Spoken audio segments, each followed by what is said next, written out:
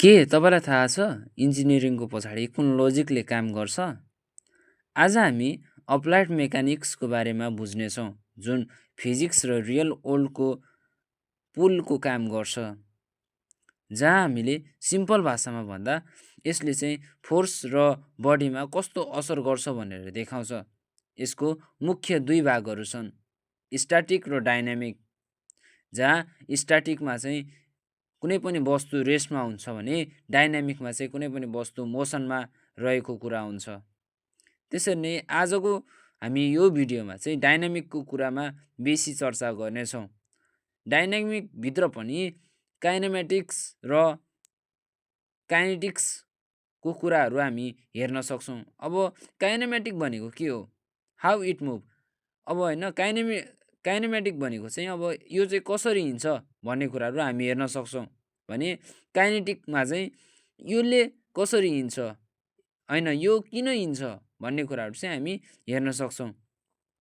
यसरी नै यसको थप जानकारीको लागि चाहिँ होइन पुरा भिडियो लास्टसम्म हेर्नु होला। Now let's start.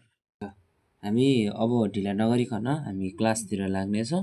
आजको हाम्रो मेन क्लास रहेको छ इन्ट्रोडक्सन, होइन। हाम्रो इन्ट्रोडक्सनमा चाहिँ के छ भन्दाखेरि चाहिँ अप्लाइड मेकानिक्स हामीले चाहिँ आज विशेष गरी यो डाइनामिक अप्लाइडको चाहिँ हामीले अब फुल्ली यो च्याप्टर 1 च्याप्टर 2 गर्दै हामी चाहिँ फुल्ली यो कोर्सहरू लानेछौँ। हाम्रो च्याप्टर 1मा रहेको छ, होइन, यसको इन्ट्रोडक्सन, डाइनामिक अप्लाइडको इन्ट्रोडक्सन रहेको छ, होइन। हामीले यहाँ डाइनामिक अप्लाइड भनेको के हो भनेर हामी हेर्नेछौँ, होइन। अब त्योभन्दा अगाडि चाहिँ हामीले अब अप्लाइड मेकानिक्समा चाहिँ हाम्रो डाइनामिक अप्लाइड पर्ने हो, होइन।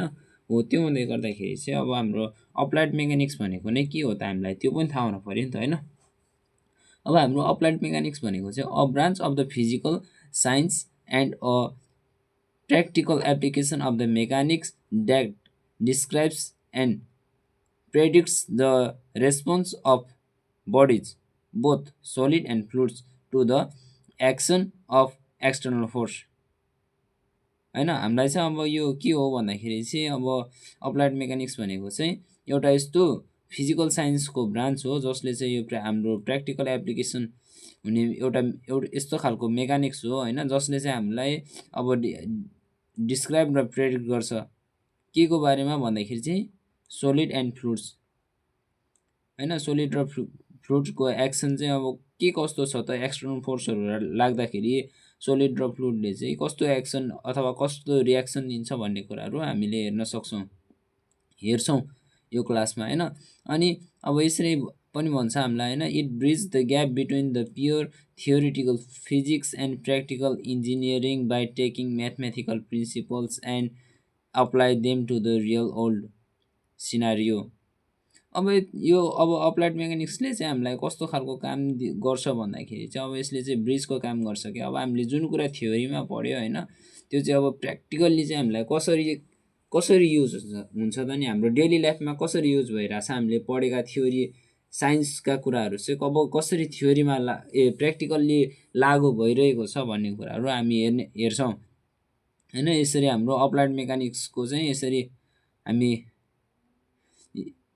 यसलाई हामीले यसरी गरेका छौँ, होइन। हाम्रो एउटा रहेको छ यो अब अप्लाइड मेकानिक्स पनि 3 थरीको मेकानिक्स हुन्छ। एउटा डिफर्मेबल बडीको लागि हामी स्टडी गरेका हुन्छौँ, होइन। अब एउटा रिगिड बडीको लागि हामी स्टडी गरेका हुन्छौँ। त्यसरी नै फ्लुइड मेकानिक्स भनेर हामी स्टडी गरिरहेका हुन्छौँ। अहिले हामीले स्टडी गर्ने भनेको चाहिँ रिगिड बडी। हामीले पहिलाको भिडियोमै हामी हेर्न सक्छौँ। हामीले स्ट्याटिक चाहिँ हामीले पहिले गरिसक्यौँ। आजको क्लासमा चाहिँ हामी डाइनामिक अप्लाइड हेर्नेछौँ। हामीले आजको क्लासमा डाइनामिक अप्लाइडको पनि हाम्रो काइनेटिक्स र काइनेमेटिक्स भनेर, हाम्रो डाइनामिकको पनि काइनेटिक्स र काइनेमेटिक्स भनेर छ, होइन। हामीले यी कुराहरूको चाहिँ आज चर्चा गर्नेछौँ। यसको डिफ्रेन्स, यसको भिन्नता के छ त नि, यो काइनेटिक्स र काइनेमेटिक्स भनेको यसको डिफ्रेन्स के छ भन्ने कुराहरू चाहिँ आजको क्लासमा हेर्नेछौँ, होइन। अब हामी हेरौँ the types of the applied mechanics under rigid body, होइन। हामीले गर्ने भनेको यसरी गरेर यो भागमा हामी यसरी जान्छौँ माथि,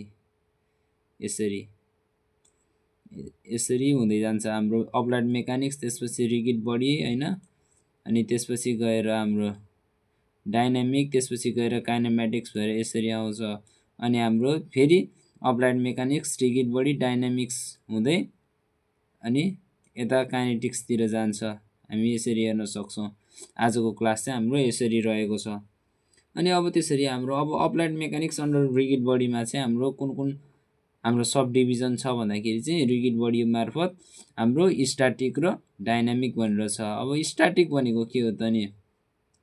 अब स्ट्याटिक भनेको the study of the bodies at rest or moving with a constant velocity. In this state the resultant of all forces acting on the system is zero.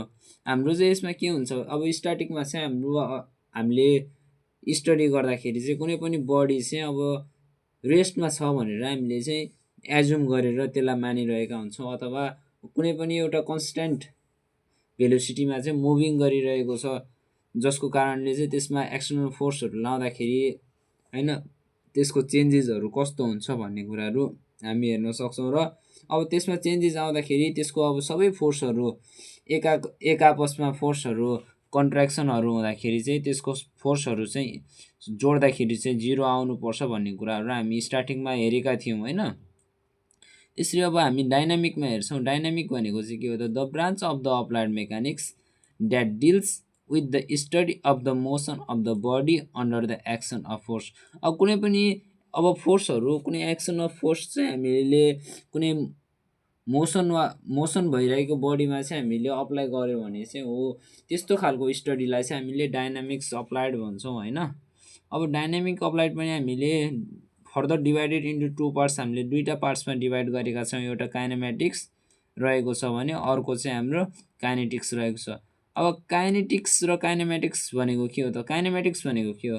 अब काइनेमेटिक्स भनेको चाहिँ it is the branch of the dynamic that deals with the study of geometrical parameter of the motion like displacement, velocity, acceleration and time.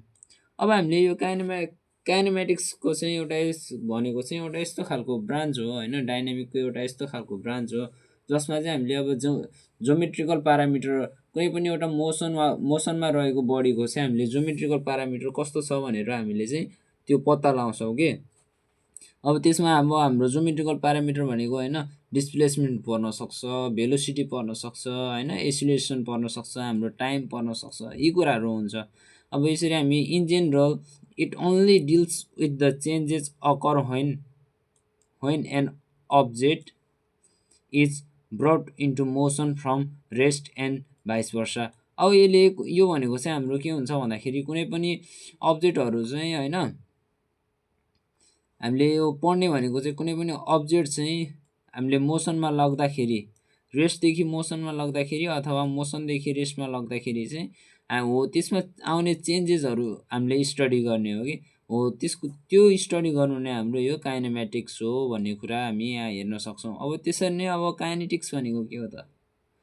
अब हाम्रो kinetics भनेको चाहिँ it is the branch of the dynamics that deals with the study of the relationship between the motion and its causes specially forces and torque. अब हाम्रो kinetics भनेको चाहिँ एउटा डाइनामिक्सको यस्तो खालको ब्रान्च हो जसले चाहिँ अब मोसन र त्यसले दिने कजेसहरूको रिलेसनसिप कस्तो छ भनेर हामीलाई जनाउनलाई चाहिँ हामीलाई हेल्प गर्छ, जुनमा चाहिँ हाम्रो स्पेसल्ली फोर्स एन्ड टर्कहरू चाहिँ हामीले पत्ता लगाउन सक्छौँ होइन। In general language it is concern with how forces causes motion होइन। अब कुनै पनि अब्जेक्टमा चाहिँ हामीले फोर्स अप्लाई गर्दाखेरि चाहिँ त्यसले कस्तो खालको मोसन दिन्छ, त्यो कतापट्टि जान्छ भन्ने कुराहरू चाहिँ हामी हेर्न सक्छौँ।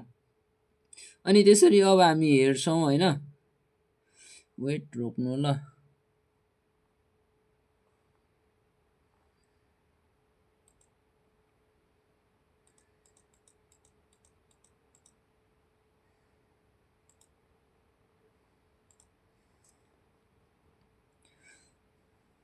त्यसरी हामी हेर्छौँ अब difference between kinetics and kinematics होइन। अब काइनेटिक्स र काइनेमेटिक्समा के फरक छ त? अब यसको फोकस अनुसार हामीले हेर्ने हो भने होइन यसले चाहिँ के कुरामा फोकस गर्छ भन्दाखेरि त it focus on the geometry of the motion होइन। अब कुनै पनि एउटा मोसनमा रहेको बडीको ज्योमेट्री कस्तो छ भनेर चाहिँ अब काइनेमेटिक्सले हेर्छ भने होइन, काइनेटिक्सले चाहिँ इट कजेस द मोसन, अब त्यसको मोसन कस्तो छ भनेर हामीलाई हेर्छ होइन। अब त्यसरी नै अब यसको की भेरिएबल के हो त नि होइन। अब काइनेमेटिक्सको की भेरिएबल भनेको डिस्प्लेसमेन्ट भयो, भेलोसिटी भयो, एसिलेरेसन भयो, टाइम भयो होइन। त्यसरी नै काइनेटिक्सको चाहिँ हाम्रो के हुन्छ, फोर्स र टर्क, अनि त्यसपछि त्यसले कति इनर्जी पास गर्छ हाम्रो त्यो हुन्छ। अनि त्यसपछि अब काइनेमेटिक्सलाई चाहिँ के खालको मासले चाहिँ हामीलाई फ्याक्टर एफेक्टिङ गरिरहेको हुन्छ त नि भन्दाखेरि चाहिँ अब it ignores the mass of the object and kinetics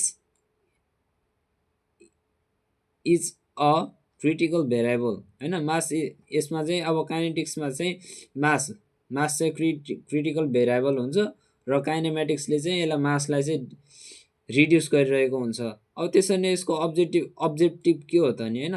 यसको अब्जेक्टिभ भनेको चाहिँ अब काइनेमेटिक्सको अब्जेक्टिभ भनेको to describe how an object move होइन, अब्जेक्ट कता हिँडिरहेको छ भनेर।